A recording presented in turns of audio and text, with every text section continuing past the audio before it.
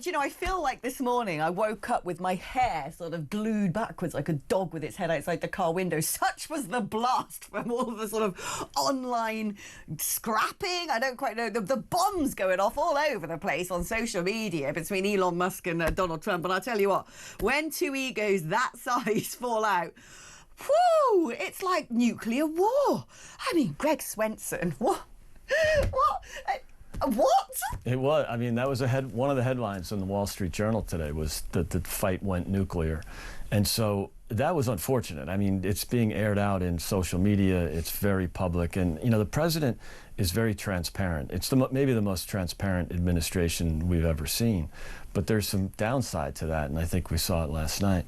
So, you know, hopefully they kiss and make up. But there's, you reckon that can happen? I mean, let's sort of unpick. I think so, because there's so much at stake for both of them, the and order especially of events Elon. Was crazy, though. Yeah. So it starts off. So let's backtrack it. Yeah. It starts off, Elon Musk doesn't like the big beautiful bill because he says, I've done all this doging and you're just going to spaffle up the wall because you're going to just use all the money I've saved. And he's a libertarian, he wants a super small state. Donald Trump, meanwhile, is like, yeah, it's because actually we're taking subsidies away from EVs. And Elon Musk is like, I don't care about that. You can't buy me with money. And then the last thing, a week ago, it's like, bye, thank you for your service in the White House. Here's a golden key. I couldn't love anybody more than I love Donald Trump as a straight man. And then all of a sudden, it's like kaboom. And then you're in the Epstein files. I'm going to take government funding away from SpaceX. Fine. Well, I'm not going to continue with the project that gets astronauts down from space. And you're like, what?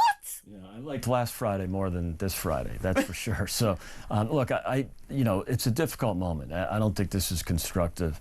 I hope that Elon calms down because he's got a lot at stake here. He's very dependent on China for inputs especially in Tesla, but in most of his businesses, especially on rare earth elements or rare earth minerals. So, you know, and Trump is very critical of China. And yes, he's working on a trade deal and maybe it all works out. But I think the hostility to China that Trump has had, you know, since the beginning, since 2015, is pretty deliberate. And that puts Elon Musk at risk. And then you have the subsidies that you mentioned, Alex, and that's, you know, that's a number. That's I mean, this is where realpolitik and real life lock horns. You know, you got a man who's saying this is what I want for the country, another man going, well, this is going to affect my multi-billion-dollar business.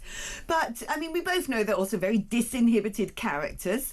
Certainly, Elon Musk is an interesting one. He's never afraid to cause controversy online, and seems to me that he just sort of pings off all over the place. So he's a man who gets sort of easily distracted, has very high emotions, high passions.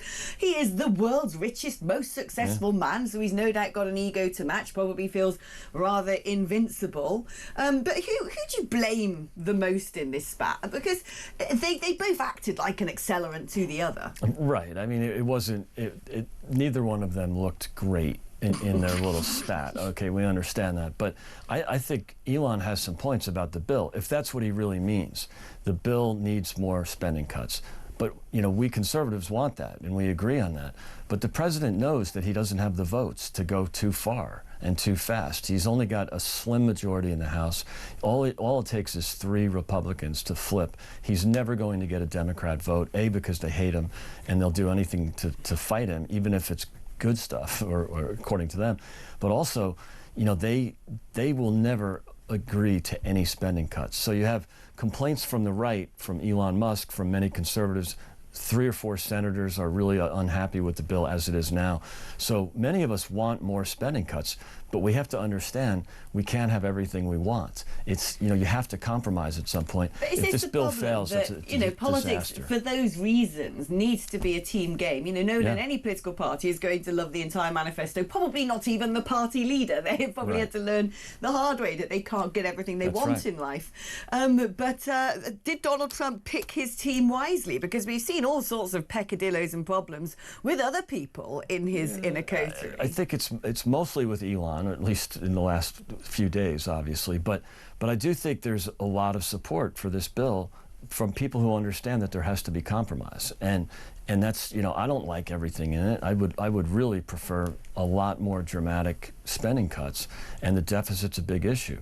But if the bill does not pass, it's a massive tax increase on the American people, which will end up being probably lead to lower tax receipts because of the damage it will do to the economy. So when we passed these things in 2017, they paid for themselves. We had 50% more tax revenue than we did 7 years ago. So we don't have a taxing problem, we have a spending problem. I mean, there are some sort of more creative thinkers out there that think that this could all have been staged Sun Tzu style, that this is all a big spat because it's designed to really weaken the dollar, and that's going to help bring down and pay off US debt and help with imports or exports, whatever it may be, exports, and that actually they're best friends. And and it also is a great way to tee up the release of the Epstein files. I mean, it's a pretty good theory. If it's a psyop, it's a pretty dramatic one, and I do think that there's some merit to that argument. You do think there's merit to that argument? It could be. I mean, but look, the president. This is classic Trump. Okay, he announces something, or someone announces something about him. The corporate media in the U.S. and the Democrats go berserk. They have fun with it. They Trump derangement syndrome, escalates. And then 3 days or 3 months later, everything works out, and he does have a plan. Now, I don't know that this one was pre-planned, but if he gets this bill passed, that will be a great success for the economy and for the American people. So, but what now for Elon Musk? Because there was even sort of murmurings online, Elon Musk saying, I'm going to set up my own political party, I've got all the money in the world. I mean, that makes me feel this isn't so much a psyop here. When you're accusing somebody of having gone down sort of, Lolita Island with Epstein, and that's why you don't want the files released. Well, this is pretty strong stuff. Two reasons that's never going to happen. I mean, first of all, the Democrats did everything they could to get rid of Trump, with the lawfare, with the weaponization of the justice system, with the assassination attempts. So if they were going to, if he was in the Epstein files, they would have been out already. Okay, they would somehow. So why would Elon Musk say? And the second thing is, everybody knows Trump was involved with Epstein. Epstein was a member of Mar-a-Lago, and Trump kicked him out when the stuff about Epstein started coming out 20 years ago. So I think the slate's pretty clean with DJT on Epstein. Does this come down to the fact that a lot of people fanboyed all over Elon Musk, thought he was wonderful, he could do no wrong? I mean, certainly in the UK, there was this sort of period of time where everybody was sort of basically online twerking in his direction. At Elon, have you seen this about the rape guns? At Elon, that. Everyone just wanted Elon Musk to retweet them. And I think he did a great job. I mean, it was great having him in the White House. Fundamentally, I mean, at the end of the day, this is a man with Lord knows how many different kids by different women, and most of those women say you don't actually ever want to speak to your kids or look after them. There was plenty of footage of him at various things, at the sort of pomp and ceremony that's happened over time, where he looks like there are flies buzzing around his head. Is this actually fundamentally a bit of a nut job with a drug habit? Yeah, I mean, look, he's an incredible business person and creative, and you're going to have some eccentricities with people like that. I mean, I don't think you get to be Elon Musk without being a bit of an oddball. And so a lot of that is positive, and he brought a really refreshing view to government, and what I think what he did at Doge was quite successful. It's polling really well. The same people that criticized Doge for all these draconian cuts, and you're taking away people's food and medical research, they're the ones that are now criticizing it because it only cut $150 billion, and he only found $150 billion in savings. Well, it's a process. It's going to take some time. Is he a bit frustrated with the lack of discipline in the bill?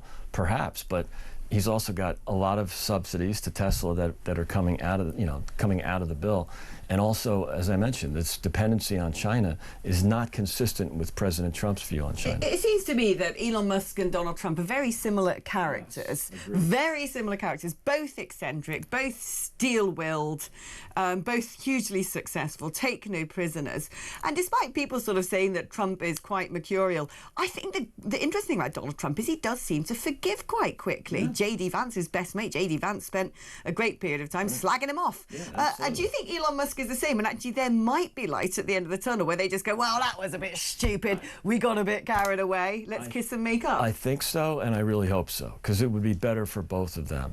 And I think, again, Elon's done great work for the government, for the country, and can continue to do that, not day to day, not full time, but but I do think having him on side would be better. And, you know, it's a coalition. You want to keep the coalition together. Do you know what? I reckon that Joe Rogan should do a special episode, bring them both on, because otherwise someone's got to decide who gets custody of Joe Rogan. I feel for Joe right now, poor man. Competition. Yeah, exactly.